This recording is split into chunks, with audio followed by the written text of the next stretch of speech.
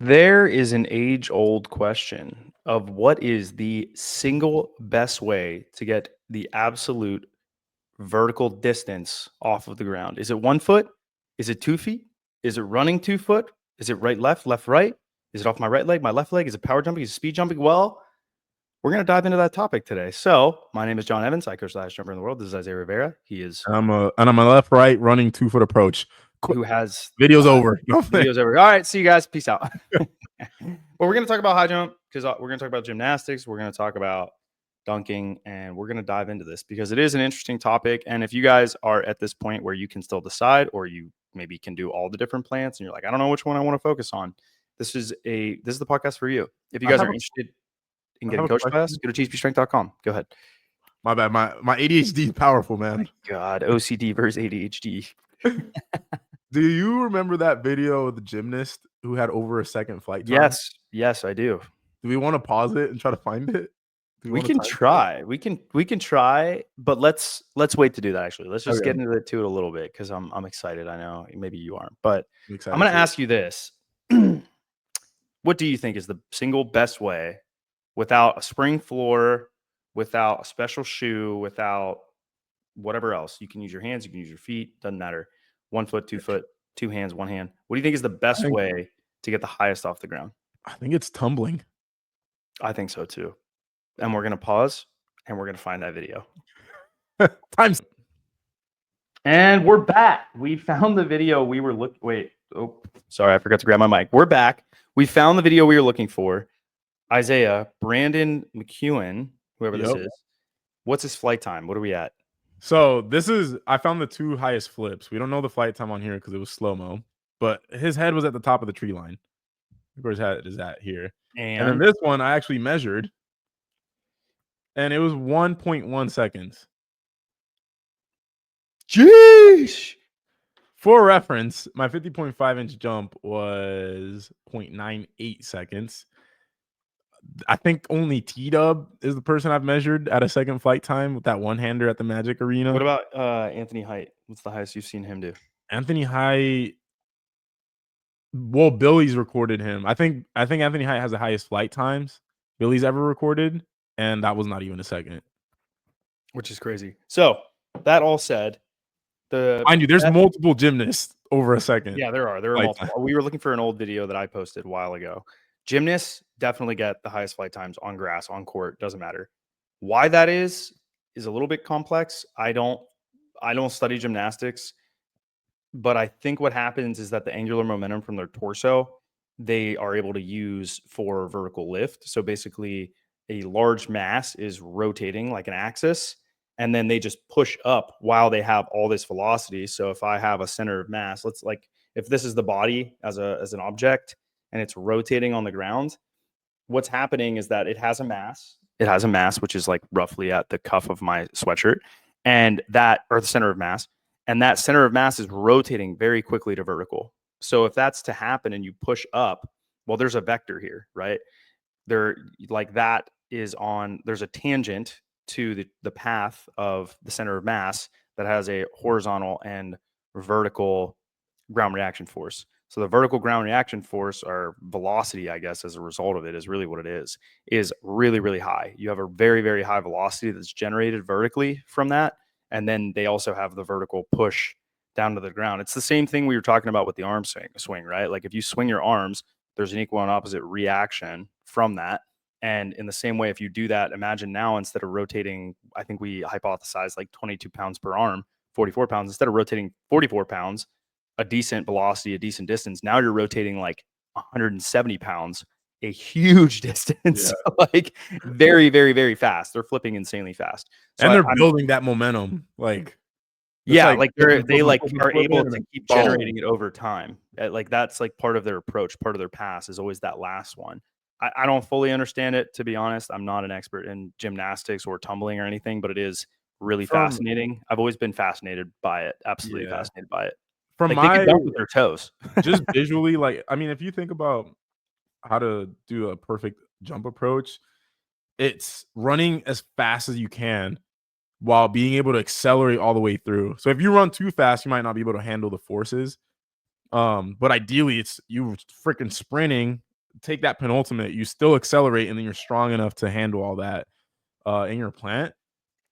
If you look at like the round offs, like the guys that are really good at it, it's like max acceleration essentially with all that momentum building up, and then they just hit the ground with 2 legs. Like you're way stronger. Like if you think about like what it takes, right, to like go 2 feet at the same time at an angle, you're way stronger in that position. And I think what you see with those guys that get like a second flight time plus is their tendons are like stiff as hell.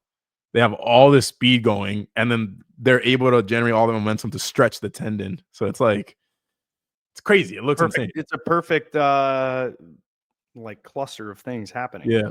It's like when I always say it's just going to take the right, the right toss on a dartboard to hit the bullseye. That's really what it is. But you have all those variables working to your advantage. I think too, I was thinking about high jump because high jump also uses a lot of somersault. And oftentimes you won't see high jumpers test as high on a vert tech or a vert trainer or whatever they're testing with as you will like a professional dunker. And part of that is related to the fact that when they plant their foot in the same way that these guys are rotating, high jumpers will also rotate. It's just that they're doing it off of one foot, which is pretty amazing when you think about it. It literally is almost the same thing. You get a free leg action, you get a free arm action more so than gymnastics probably, but you're still seeing the center of mass rotate to vertical. I believe it's about 10 to 20 degrees from the inward and backward lean to vertical, which is what allows them to generate that vertical that somersault, which is what flips them over the bar. And the more you're able to push the hip forward and get this ideal alignment, the more you're able to use, I would assume, the momentum from the run up and the angular momentum. The difference is that those guys have to handle an immense amount of force going through one leg as opposed to two. And the tendon has to be so incredibly stiff to be able to handle that much momentum on one leg because they're running into it at 8 meters per second, which is like a 12-second 100-meter dash average. Like if you did a flying 100, it'd be 12 That's seconds. crazy. Really fast. That's actually nuts, bro. Think about when I tested in 2019, I ran a 12-1.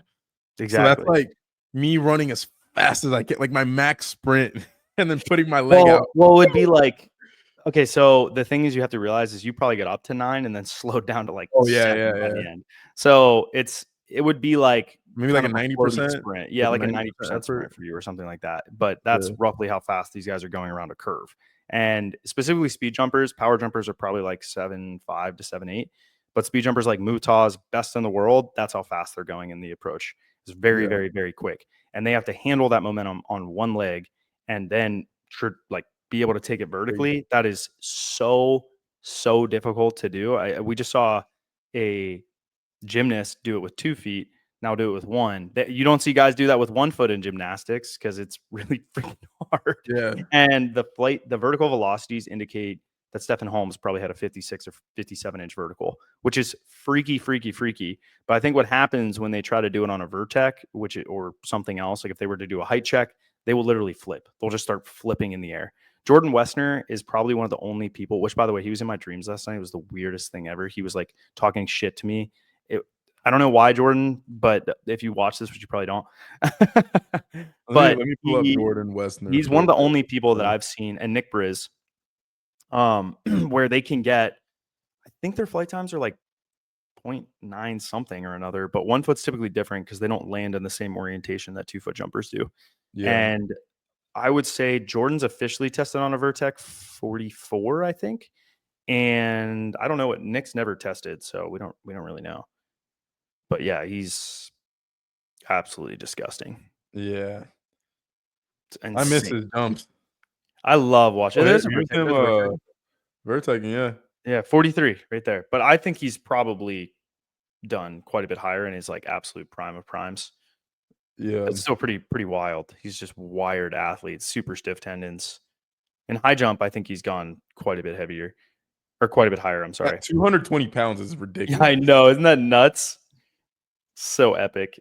So these guys, we've seen vertical velocities upwards of, I think, 4.5 to 4.8, I want to say, is what these guys have hit, which, again, equates to like 56-inch verticals or something like that. But again, they rotate, so you won't really see that. You'll see the displacement and change of center of mass maybe being that, but you're not actually going to see them hit those same vertical leaps whenever they're on like a runway. The only guy I've seen do it is Ilya Ivanuk, who we had on the podcast years and years ago, which that podcast was legendary, but it's gone now.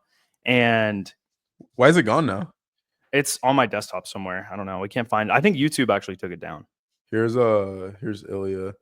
By the way, John, high jumping today would be fun as well. That want no part of that. Is there any video? Where's the video? I have it on mine. It was in 20. I don't know when that video was. That's way too recent. But holy hell. Yeah. Keep going way down. Way down. He did it in 2020, 2019, I think. These are probably still fairly recent. It's getting closer. Yeah, closer. Oh my goodness. What is that? 198? Fabian's going to do that. Yeah, 198. Fabian's going to hit that next weekend. It's somewhere in here. But regardless, he has done on a straight 49.5, 50 or something like that. We don't know for sure his reach, but allegedly that's what it was. He has probably the most disgustingly large calves I've ever seen in my entire life. Fabian has jumped with him, and he said that his calves are larger than life. His calves. Bro, I was watching. Oh, this might be it. Oh, never mind. Who's the guy from? Shoot, it's like one of the Middle Eastern countries. Mutaz? Barshim? Mutaz, yeah. I was watching a video of him, bro, and it looked insane. It was like zero quad. This is it right here. You found it.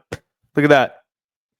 2016, but this is the older one. So he did it more recently and hit whatever it was. I think it was 50 on the dot. But it was zero what? What did you say about Mutaz? Bro, he had like zero freaking mass everywhere on his body, and then just calf, just big old calf. Really, Mutaz? I've never noticed. I've always noticed like I'd have to look. I've never really noticed. I mean, he's just built for it. Like he looks like a pogo stick. It's absolutely incredible. But I think when it comes to 2 foot, the highest we've seen is obviously 50.5. Some guys maybe claimed higher. I haven't seen anything officially recorded ever that high, but 50.5 is the highest we've seen. So Tony almost hit 51. Well, shout out Tony. Tony power clean 275 the other day. Way to go, Tony. Hopefully we're gonna get 300 this year. But he's also done it. And then Donovan flight time wise is very narrowly there. He just needs to test it. So out of those 3 guys, we've seen right, left, and left, right. Tony's right, left, Isaiah's left, right, Donovan's right, left. And it doesn't really seem to matter too much whether it's right, left, or left, right. It's just that it's a bilateral approach jump where you take a big penultimate step. Now, the caveat to this is Anthony Height.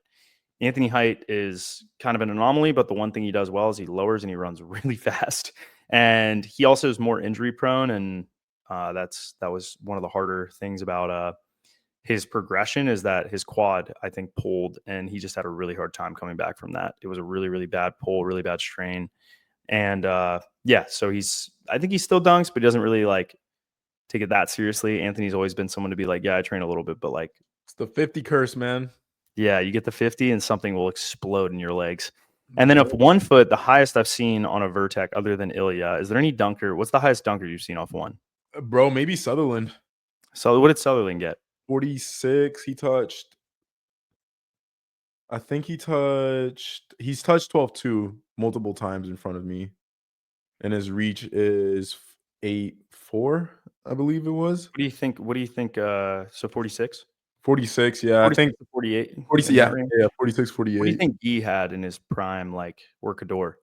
Kador probably around there. Kador was probably around there, like that 48 mark.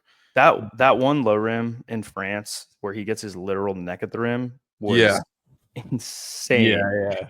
That was Guy. I don't think that Guy was probably around 45. Off 1, you're saying? Yeah. Yeah, he was. Where is that video? I can't find it. The Kador video, dunk mix. It's pretty. Bro, I don't think that dunk mix exists anymore. Like you talking about the OG, like the OG one? It definitely exists, and I just found it. and I'm gonna share it right now if I can figure out how to do this, because I'm not the sharpest tool in the shed. But the highest I've seen is what this app. When I was a kid, I used to watch this one a lot. Oh, you did find it. Of course I found it. Come on. I don't think it has sound. That's the thing. No, it had the freaking song that every YouTube Yeah, I video know. 06 used. But this one doesn't have it anymore. Where's the actual? This is the clip I'm talking about right here. Yep.